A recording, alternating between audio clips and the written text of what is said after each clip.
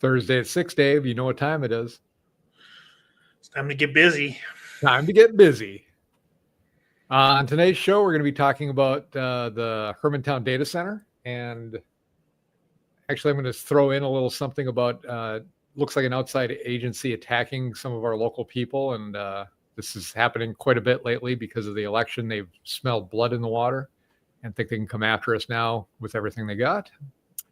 We're going to talk about our hourly parking prices are going up by 66%. We're going to talk about the bankruptcy for the development center that's in the Village project. We'll talk about some Minnesota legislature. We'll talk about the two governor candidates this week, Kristin Robbins and Lisa Demuth. And we'll talk about some more Minnesota fraud. We'll have some Tin Walz stuff to talk about. He just keeps getting better and better. Yeah. I'll talk about some Minnesota news, some gun laws they're trying to pass through in St. Paul, even though it's unconstitutional. We will talk about some international news, and then we'll have the word of the day, which is a little preview, introspective. So if you're following along and you want to look up that word, we'll talk about it later. All right. Welcome, Dave. Welcome to Thursday night. Yep. Another beautiful night in Duluth. Is it? I haven't been outside since I got here at 7 a.m. It's actually, it said it was 51. Truck said it was 44. So I don't know which one's more correct, but it was definitely not 20 below. So that's a bonus for being late November or mid-November, I should say. So if we're at 50 degrees, we only have 70 degrees to drop before February. Yep. 70 degrees. Yep. All right. But you won't really notice it past, 10 or 15. Then the rest of it just feels, miserably cold. So once you get that miserable level, it just hangs there. It doesn't matter. I don't know, for a good 3, 4, 7 months, something like that. Right. All right, let's jump into Duluth news. We'll talk about this Hermantown Data Center and the Mortensen development.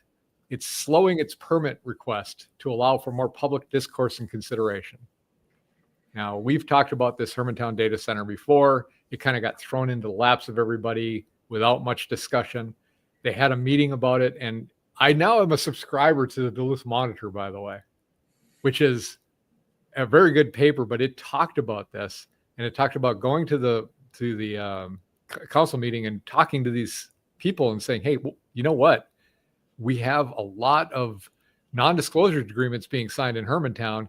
Not a lot of people know what's going on. So can we have a conversation about it? And they said, yeah, we can have a conversation about it. It just has to be put on the agenda. They put it on the agenda, and guess what?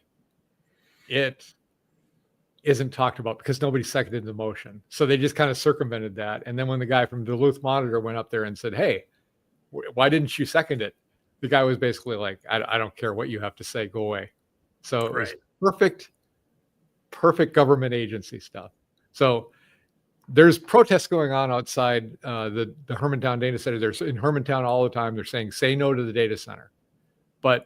And I agree with they should put a pause on it, but at the same time, they should really be thinking about, is the data center a good thing or not? And that's the question that we have to have answered. Not should we have it or shouldn't we have it? We don't have enough information yet. What I think people should be railing about is the process that's been put in place. You can't just do these things, sign non-disclosure agreements where you can't even say who the company is, and then expect people to be okay with you plopping out this massive data center in the area. What do you think, Dave? If you need to know more absentee noise about it, they're having a protest at Mesabi and Central Entrance at the Copper Top Church on Saturday. Oh, okay. Yeah, so I mean, if you're going to protest the Hermantown data center, yeah, you definitely go in the middle of Duluth to protest it. Makes a lot of sense to me. Yeah.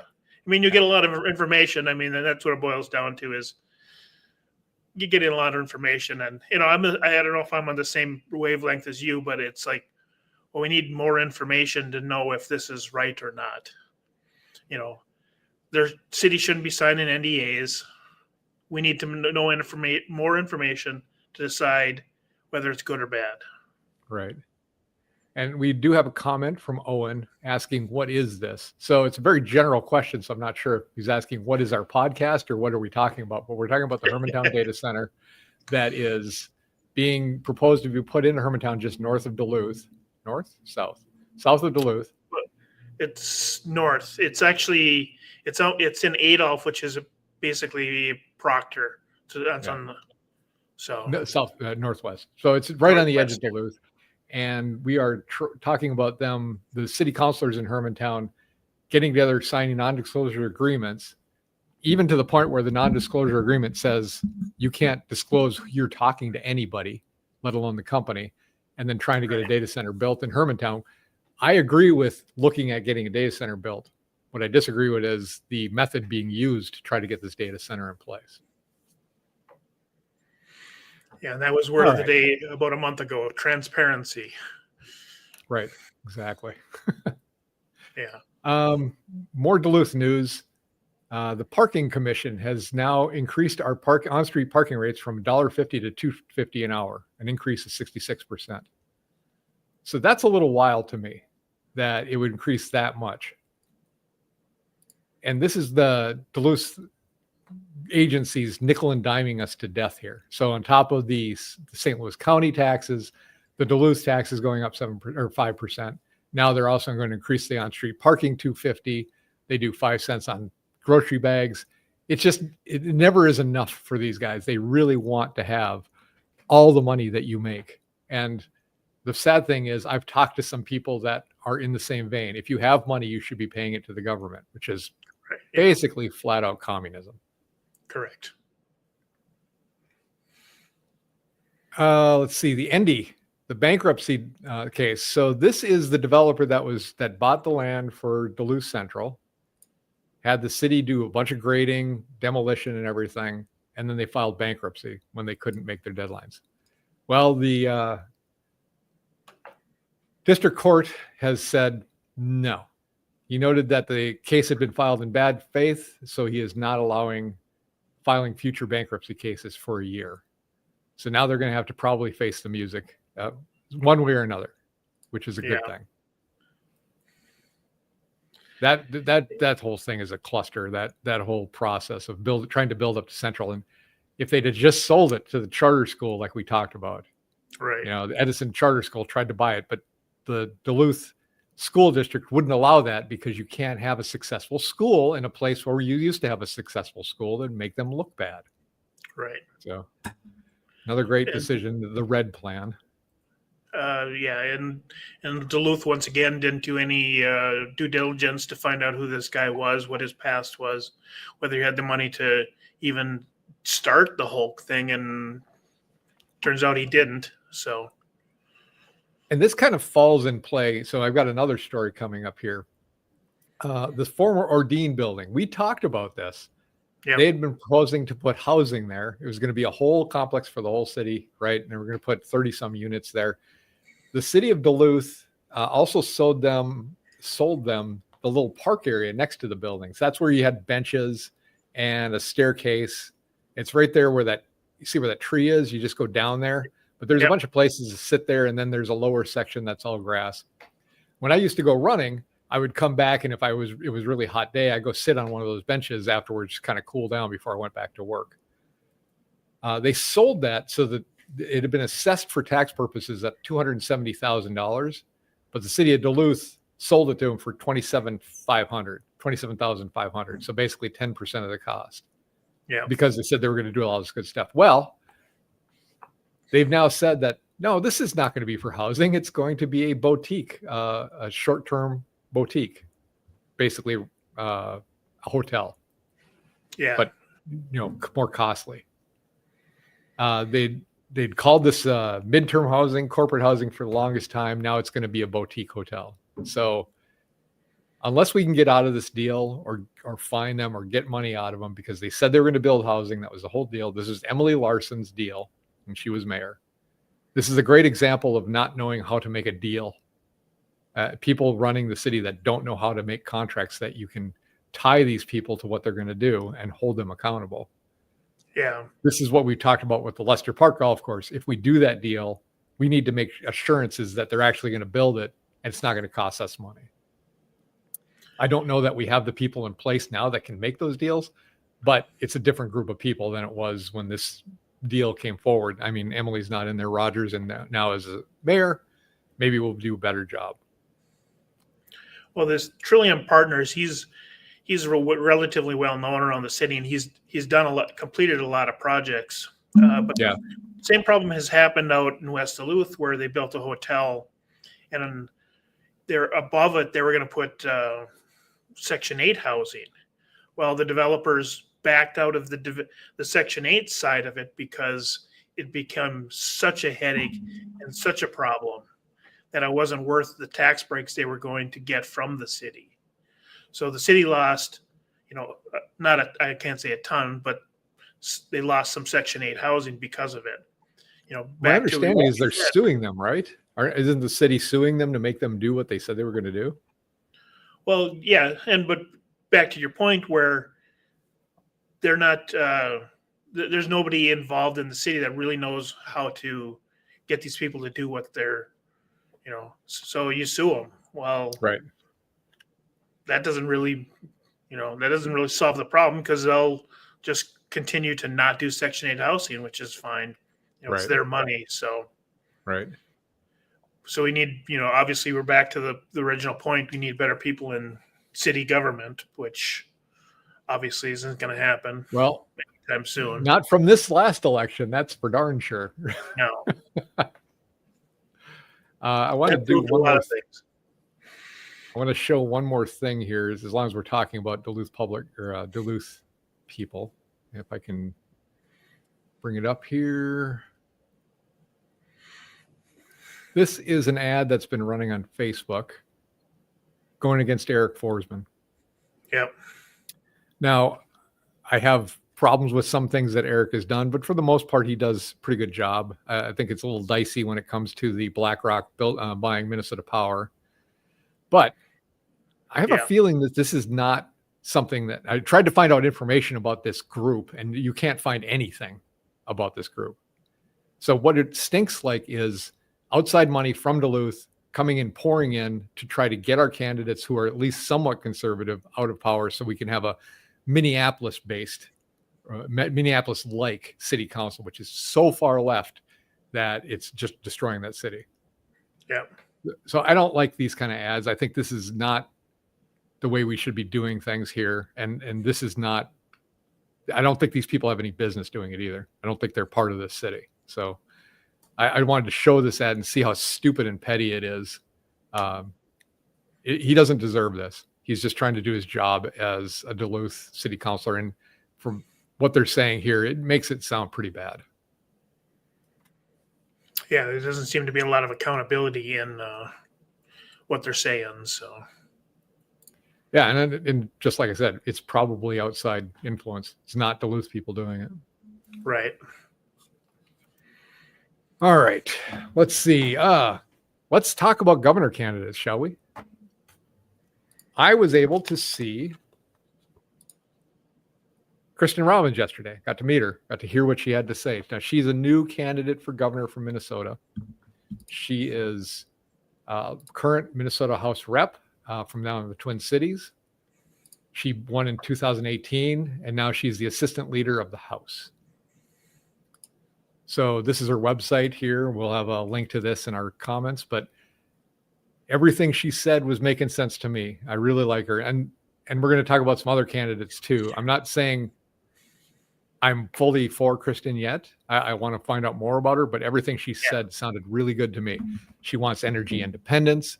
She talked about setting up possible small, like nuclear reactors, portable nuclear reactors to be able to house or to power data centers. When she said that, it was in Hermantown, and the people groaned quite a bit when she said data center, which was funny to me. Yeah.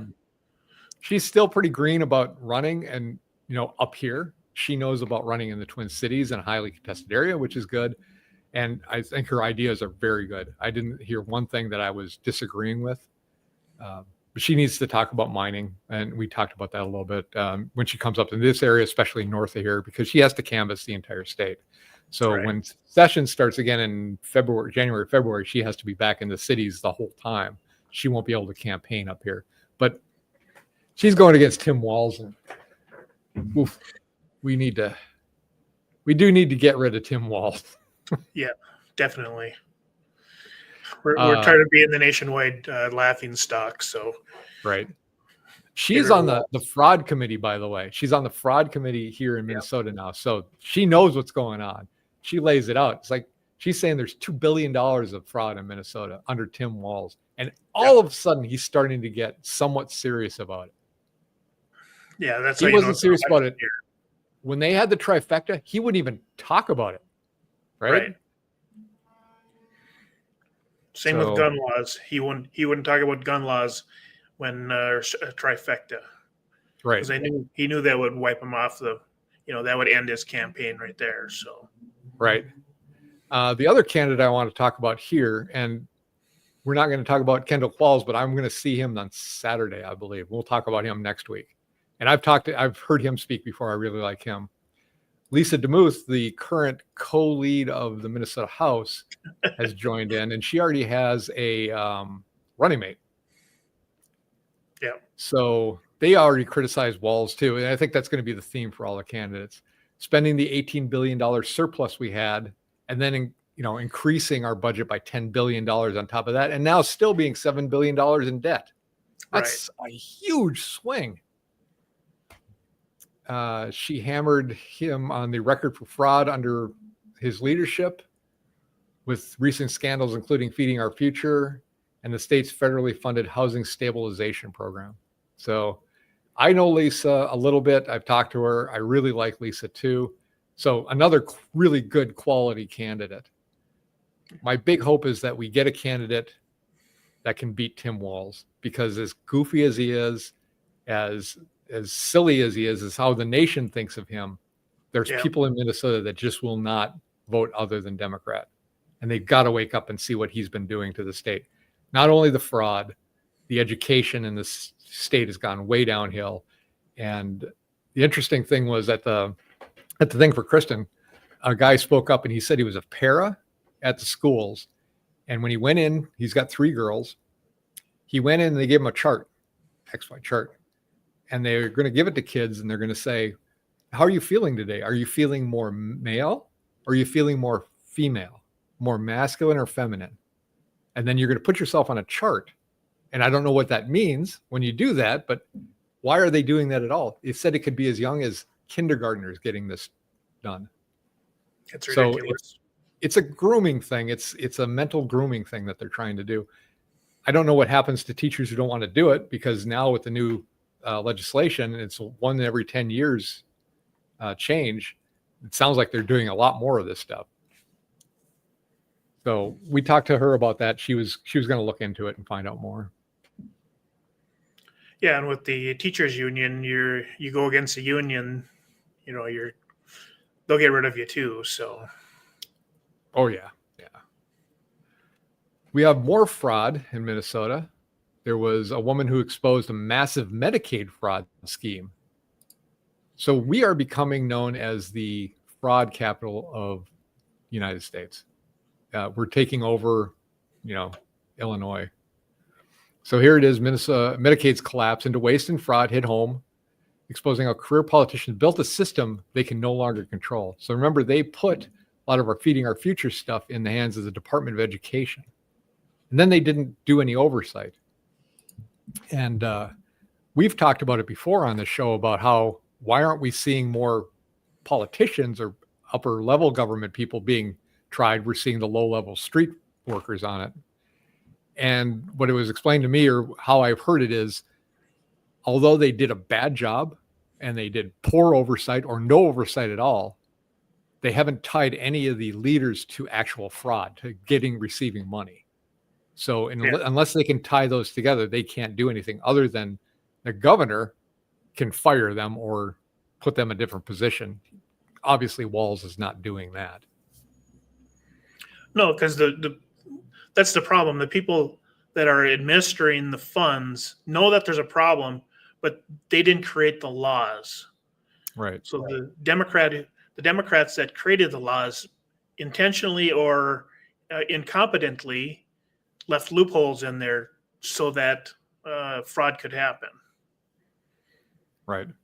And that's what we have to get rid of, those people, Well, the people funding it were just doing what they're told, basically. So, well, this is the same thing with this Family Leave Act coming up starting January 1st, where we're all, as small employers, nobody's excluded from this. So right. if you have one employee, you're still funding it. If you're a daycare center, if you're a nursing home, you're still funding it. But the study said that you needed, I think, a 1.2% tax to be able to fund this thing, but they went in with a 0.88% tax. So you're already walking into this thing next year underfunded, which is what they do. They pass a law, and the consequence doesn't hit until a couple of years later. This is Obamacare, the same thing. Yep. It's a time bomb.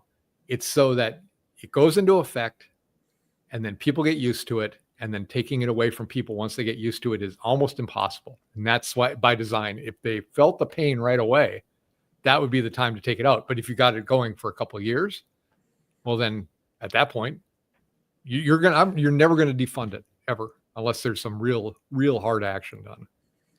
Right. And then hopefully Trump does that with Obamacare. Right.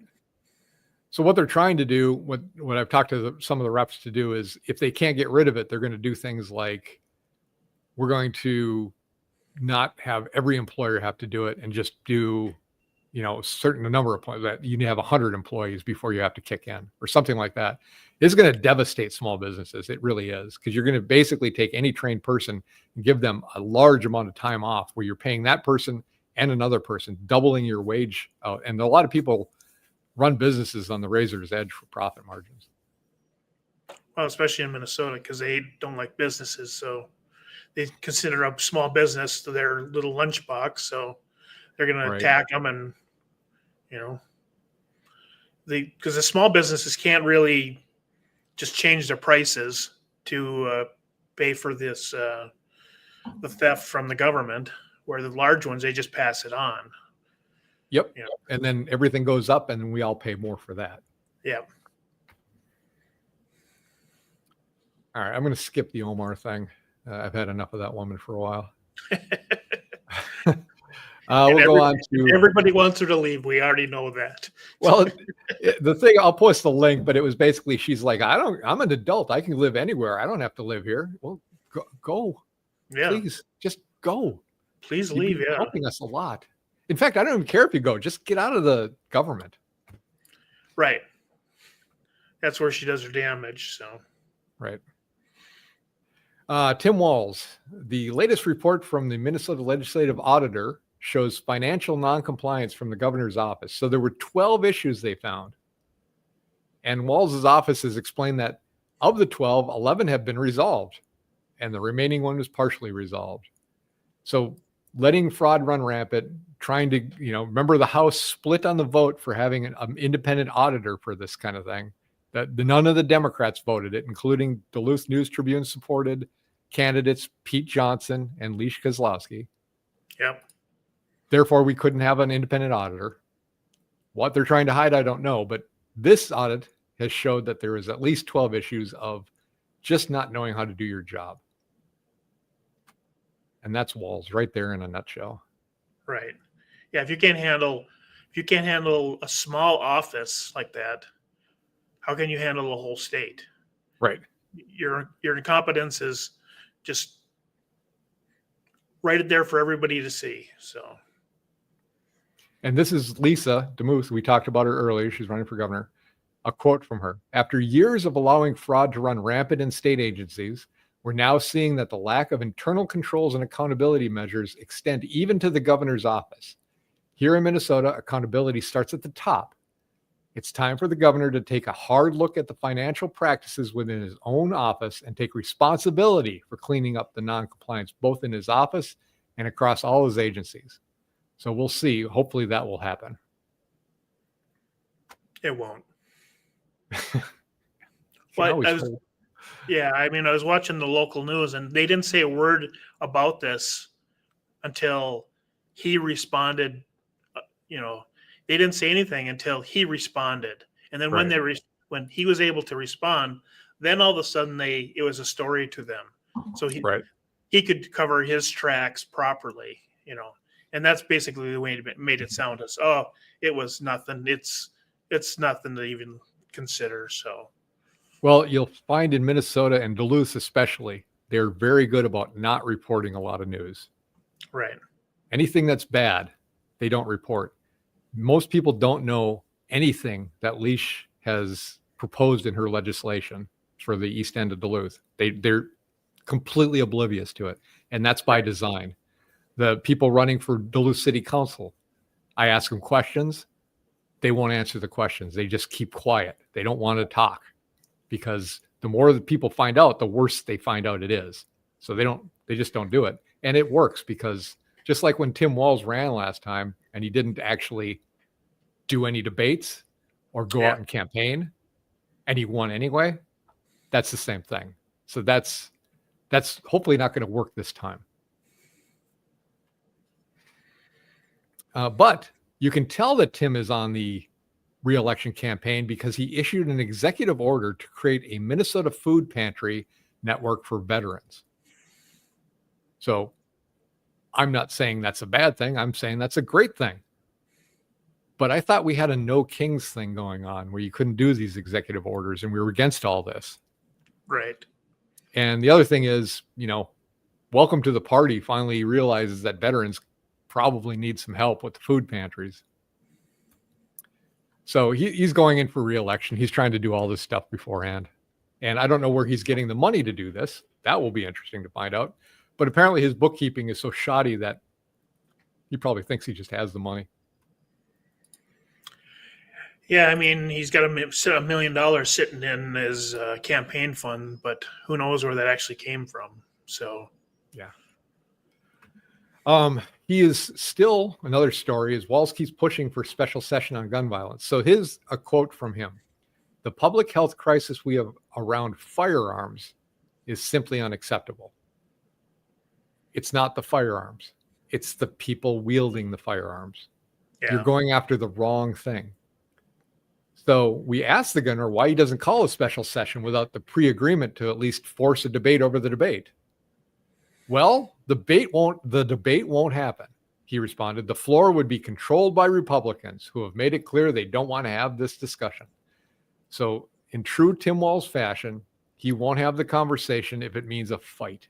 He just wants to slam dunk everything agreed to beforehand so he can take credit for it. If it's even going to make him look somewhat bad, he will not do it. That's his MO. He's been following it, and unfortunately very effectively on a lot of people. Yeah, I mean, and he had the trifecta and didn't say a word about guns. Yeah. Why is that? Keep things quiet so they get their other stuff through. Because and they know that Minnesotans do not want this 100% gun control from the government. So he's not going to do it because that would cause him to lose the election. So he's trying to spin it to blame the Republicans. Right. Is what what it really boils down to. Just like the shutdown, they were trying to spin it. Yeah. Last thing I wanted to say again. And that's why that's why we don't hear a word about the Trump ballroom, because it'll make him look bad. It'll make Walz look bad, like an idiot. I don't know why he would look bad because of $200 million to build a ballroom that's privately funded versus $760 some million to renovate an existing house place where people spend 3 to 5 months a year. Right. A house office. Using tax money. Yeah, public money, right. Yeah. And the last thing I wanted to talk about just kind of fits into the violent left Tim Walz thing, and I'll explain why in a second. Fetterman, is he a senator? I think he's a senator, right? Yeah. He said that Democrats are rudderless. Well, I don't want to go through the whole line, but it was interesting. If you go down into this article, what he's saying is it's interesting between the two parties because he takes venom from both sides because he's a Democrat. He gets venom from the right, and because he speaks against the Democrats, he gets venom from the left. But what he said is, of the two, the Republicans will call him names, such vile names he doesn't want to say it. Yeah. But the Democrats just want him dead. They say, too bad the stroke didn't work. Have another stroke. Too bad, the doctors did the wrong thing. And that's what my experience has been too. The Republicans or the conservatives that I know will attack you on your ideas. Yeah. The Democrats will attack you on your person. They will make it very personal coming after you. And the reason I say this is because I've seen people that are very nice people that I know wouldn't be violent, wouldn't be, basically don't harm anybody, with just complete anger in their eyes and telling me things like they really want to cause harm to some people just because they're Republican. And you ask them why, and they can't back it up with facts. So I got to agree with John here. He's right. It's kind of scary. And we see that with the Turning Point people here in Duluth getting, threats again this year, a couple threats already this year. Just doesn't stop.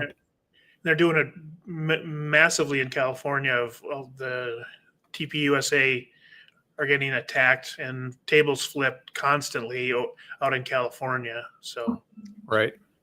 It's pretty bad how violent the left has become. Right. We'll move on to Minnesota news. And speaking of violence, a Minneapolis city councilor was carjacked.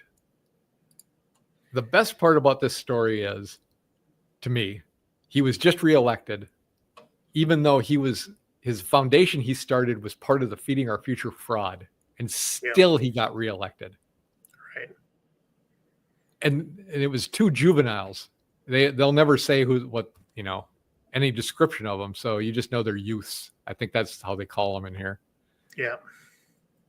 And even this happens to him, and he's not acknowledging its problem in Minneapolis. He's not acknowledging the problem of carjacking and the violence down there, and just letting them go. And I'm guessing these two kids got let go that day. No, I seen in another interview where he was really pushing for punishment for these kids. He was, but isn't that in Bloody Mary Moriarty's district? Yeah. So nothing will happen, but it's interesting that, he's not going to push for something that he wants. He was never going to push for consequences until it happened to him. It happened to him. Right. It happened. That's then, what a lot of people are like. Yeah. Now there needs to be consequences. Right. They should, he should get special.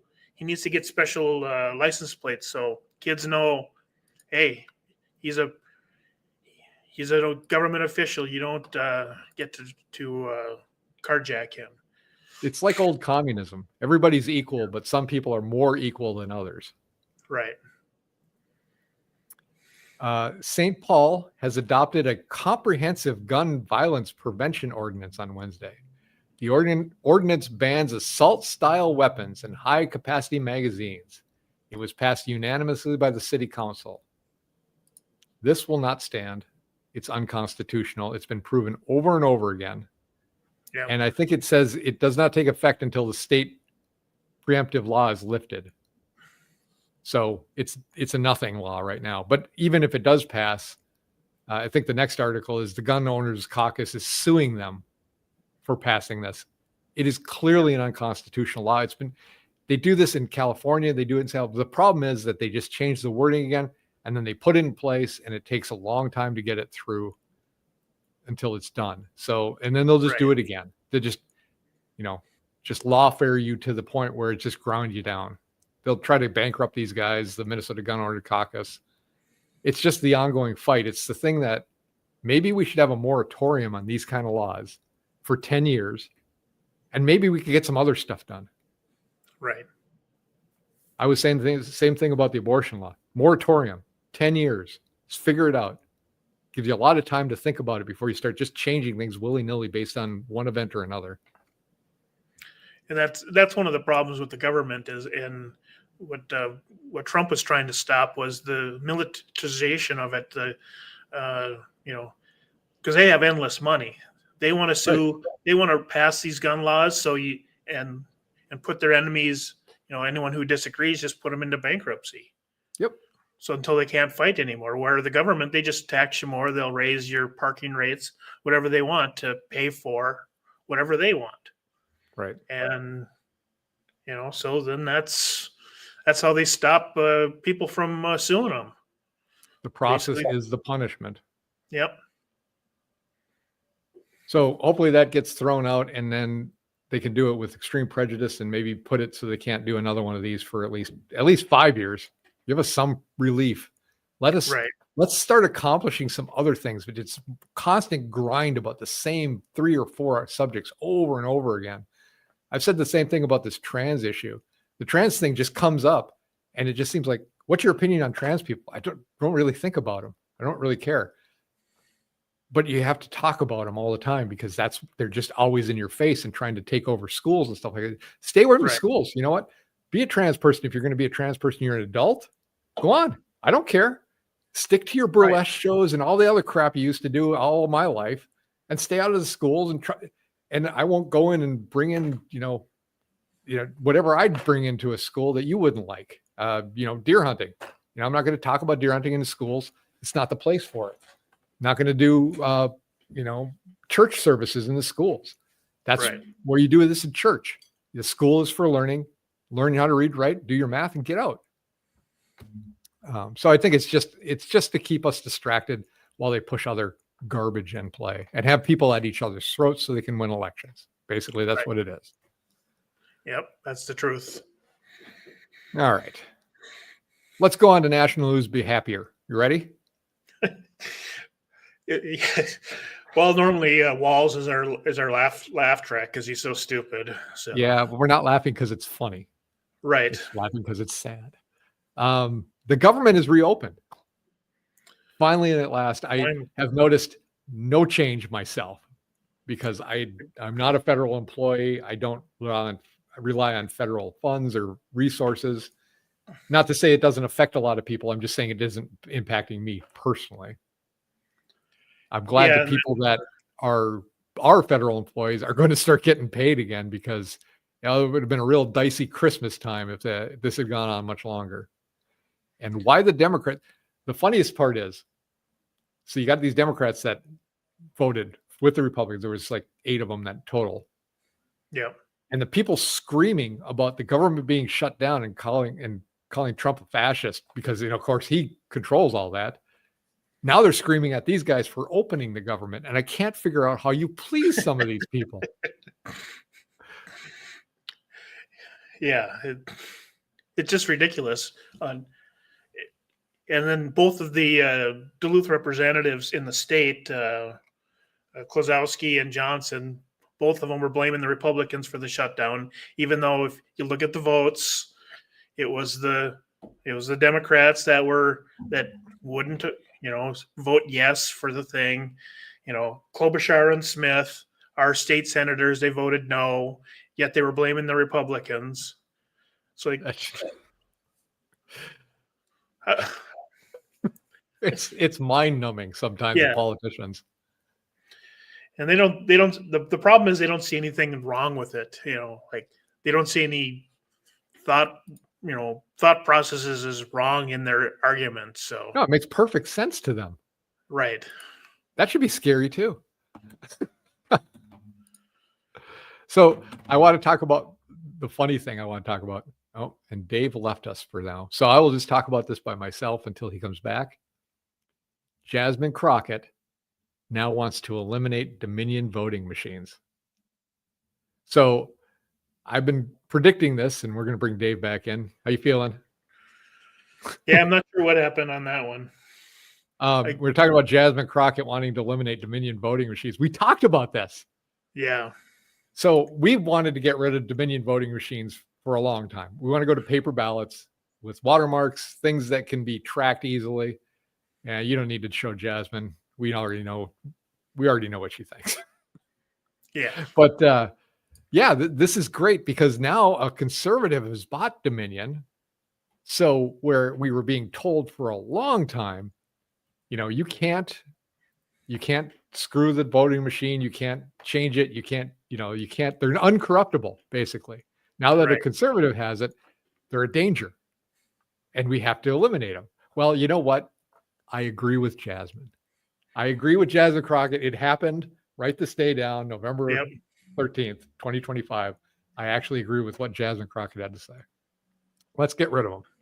Let's go to paper ballots. Yeah, but we were talking about that 100%. That soon as the conservative bought Dominion, everyone on the Democrat side was going to change their opinion. Yep. Now it's bad, and she proved it. She was the first one to lead the stupid chart, trying to win the stupid Democrat war. Yeah, she edged up. She's a little smarter now. Yep. Good girl. All right. Another story I found was 600 illegal immigrants were awarded $112 million. And I'm going to just post this. I didn't really read it too much. It's in New Jersey, and the line of it says the jury confirmed what we have argued all along. This is the guy voting, or their lawyer. The Suffolk County's actions trampled the basic due process rights guaranteed under the 14th Amendment. Now, we are talking about illegal aliens. I don't know how the 14th Amendment applies to them from the Constitution, because they are not citizens of this country. And this really needs to get sussed out. Just because you're here doesn't necessarily mean you have all the protections of our Constitution. Not like you can do something bad to them, but these are protections put in place for us. It's our country. And Bill Clinton, when he was president, made it very clear that due process is not for illegal aliens. That was never meant for them. And Clinton, a Democrat, said that very specifically. I'll have to track down the quote so we can reference it every. It seems like every week we have to do it now. Well, Clinton is far right, isn't he? Is it that Bill Clinton? Yeah, that Bill Clinton, the far right. I don't even know what you call him, antagonist. I heard that Trump is going to name the ballroom the Monica Lewinsky Ballroom. I think that would be pretty funny. Yep, that would be very good. Let's see. Texas cements business-friendly reputation after locking in tax bans. So here are 3 measures. They've got a capital gains tax ban. So if you have capital gains, which means that you haven't realized the gains on your investment yet. You've put in $100. Now, theoretically, whatever it is worth $200, but you haven't taken that cash out. Once you take the cash out, then that's the gain on that. And that's what capital gains are. So they're taking away that tax. Securities transaction tax ban bars the state from imposing taxes on financial trades or payroll transactions, effectively ruling out a Wall Street tax on buying or selling stocks. That's going to be good. And the big one, the estate and inheritance tax ban. So prohibits any future taxation on wealth transfers after death, a safeguard for business owners and families looking to pass assets to heirs. Yeah. Now, a lot of states have this minimum amount. So up to a certain amount, you won't have to pay tax, and above that you do.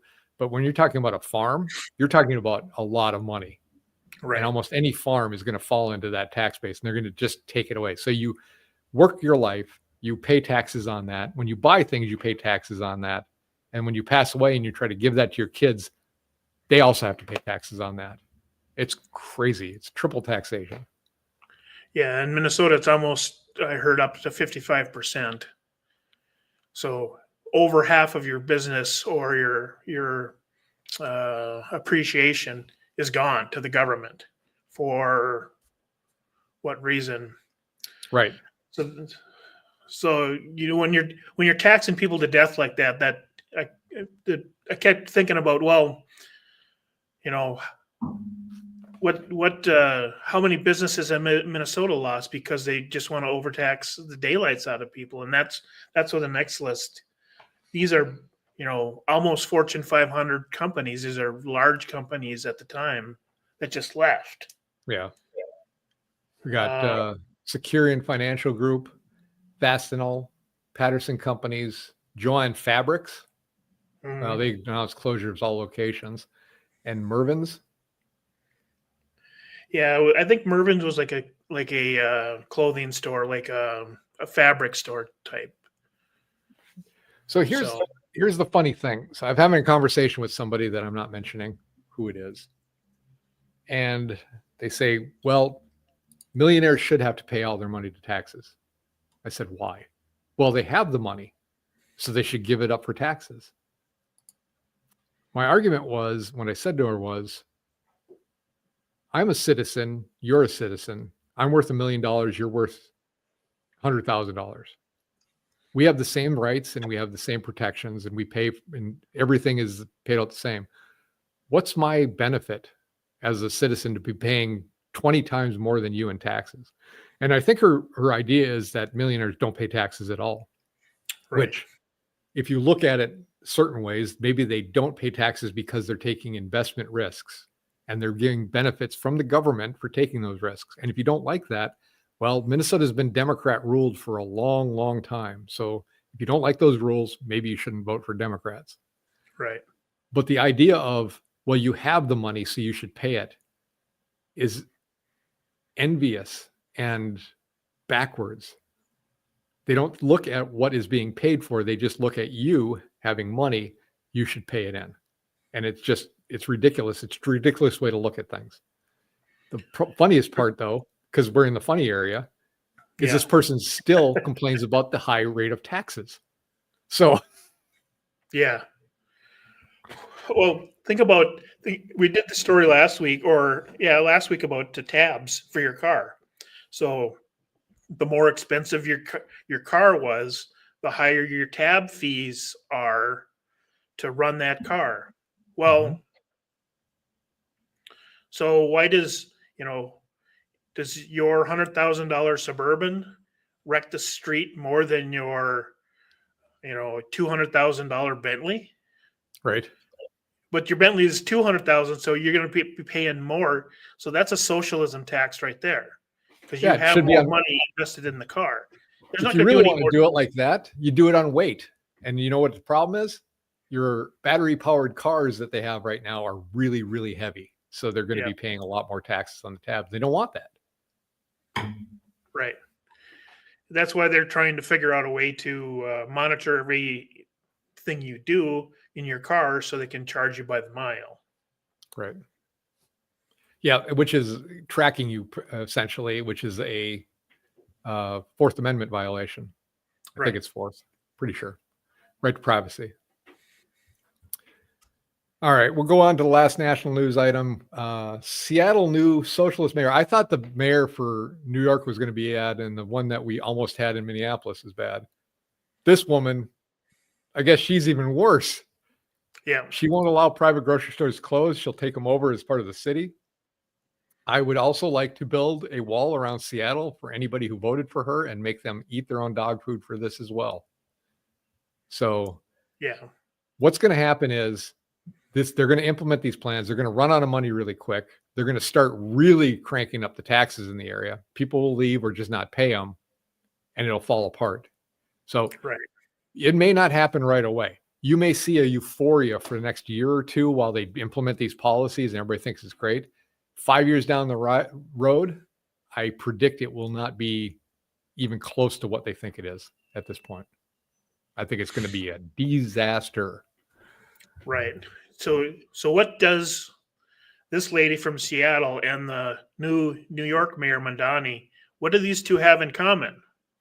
They're both women? Well, yeah, that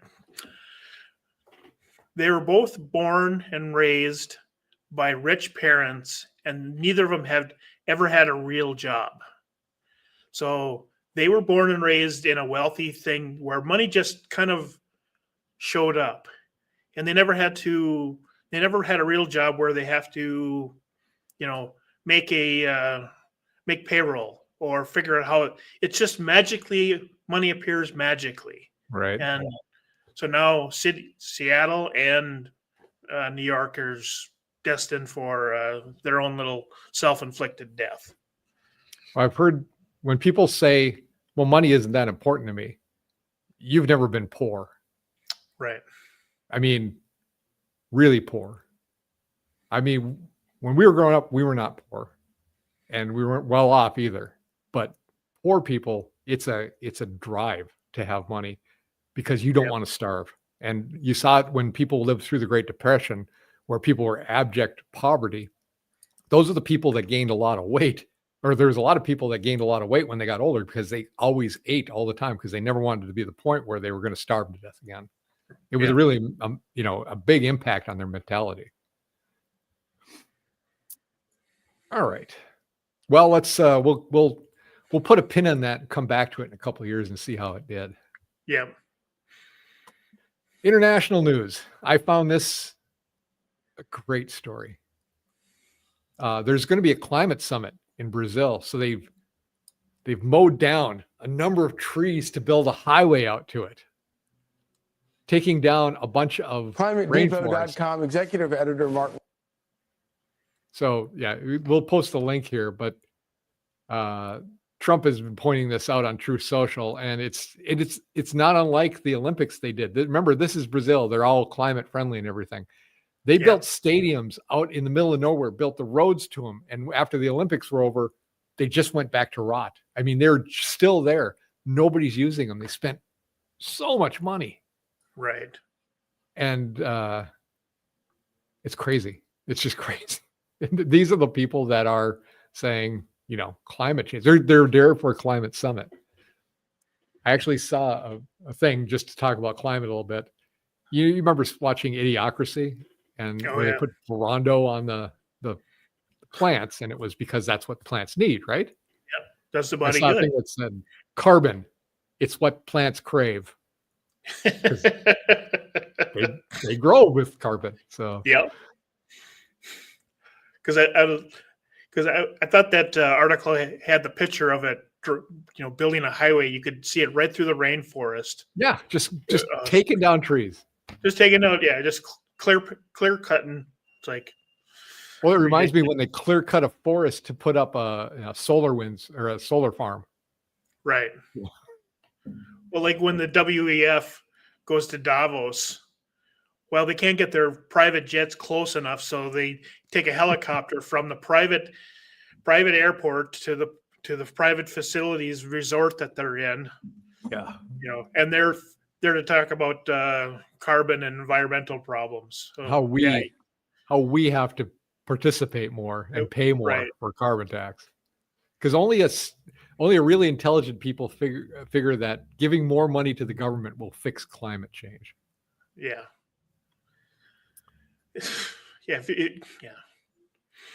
I got an article here. If you think the government is going to fix anything, no. They only create problems so they can fix them or pretend to fix them so they can get reelected. No, they solve them. They don't fix it. They solve it. Yeah, they pretend to solve it. Yeah. It may not be a good solution, but they come up with a solution. Right. The UN wants to clamp down on free speech online. I will post this link in here. I just don't know why the UN would have any right to say anything about our free speech. We're the only ones keeping it alive here in the United States, even though as bad as it has been, especially remember when Biden wanted to do the Ministry of Truth Council. Yeah. But he just says, there's too many false narratives. Well, who is the one that decides what the truth is? You put it all out there, let people decide. It's not for you to curate the message of what is true and what is not. And we've seen over and over again where that's not true. So, for example, here's a real benign example. When I was growing up, you can't have butter, you should have margarine. It's better for you. Yeah. Well, now margarine's not good for you. Butter is better. Eggs. I've gone through like 8 iterations of eggs are bad, eggs are good, eggs are bad, eggs are good. They're never right. It just keeps changing. We're going into global cooling. Yada, yada, yada. 20 years later, we're going to global warming. 20 years later, it's climate change, right? Yeah. All right. I want to talk about the Bank of International Settlements. Do you know anything about this? No, I didn't hear anything about that one.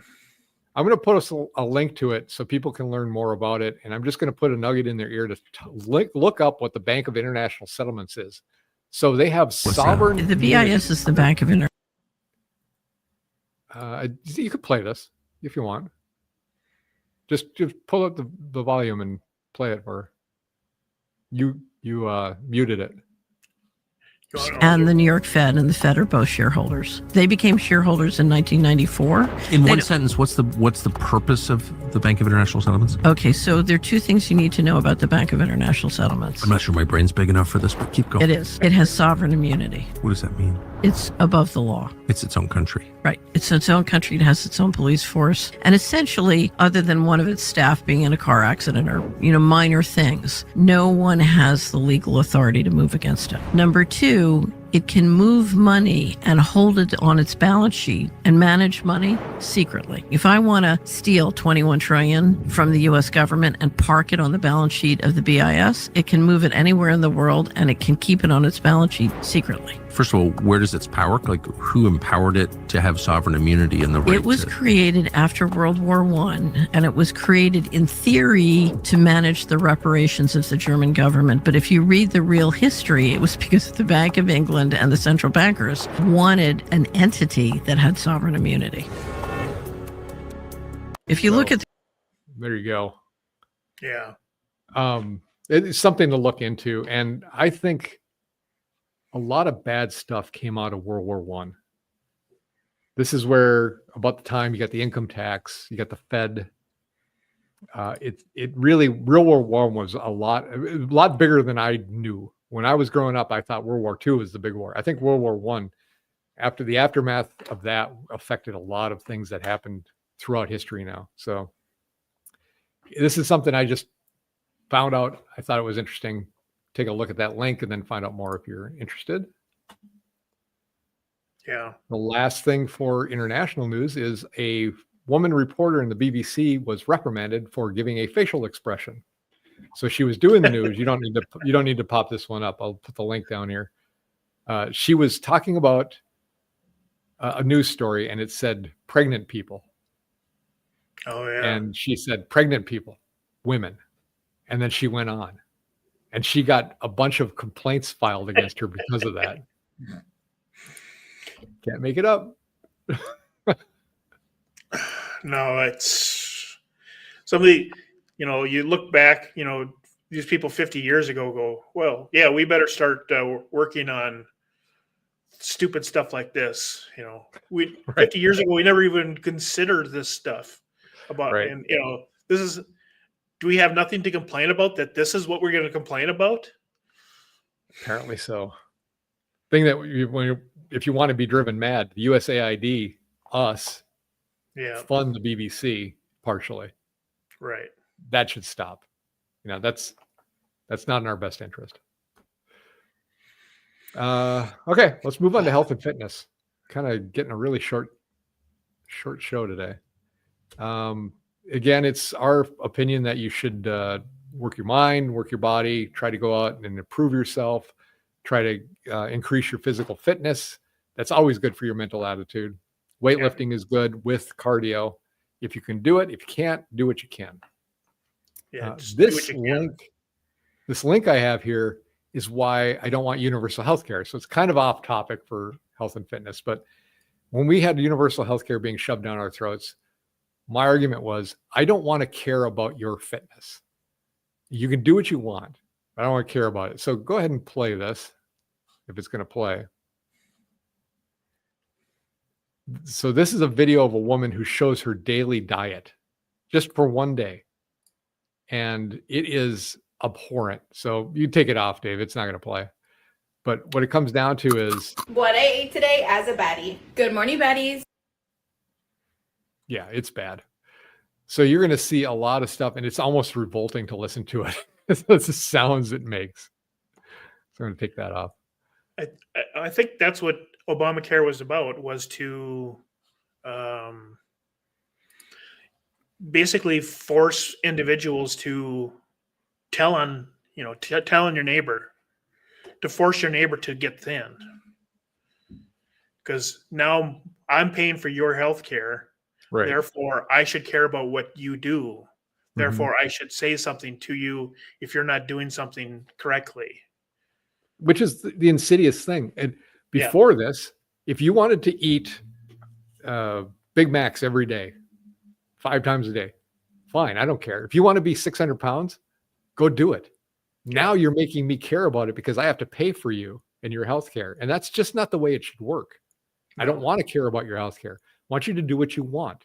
That's the crazy thing about living here. You should be able to do what you want, but I shouldn't have to pay for you to be able to do what you want. Correct. So if you want to be grossed out, go ahead and click on that link when I post it in the chat. It's not good. It's not good. All right, we'll end it here with the word of the day, introspective. It's an adjective, inspecting within, thinking inwardly, capable of or exercising introspection, self-conscious. Okay, Dave, why did you put this as our word for the day?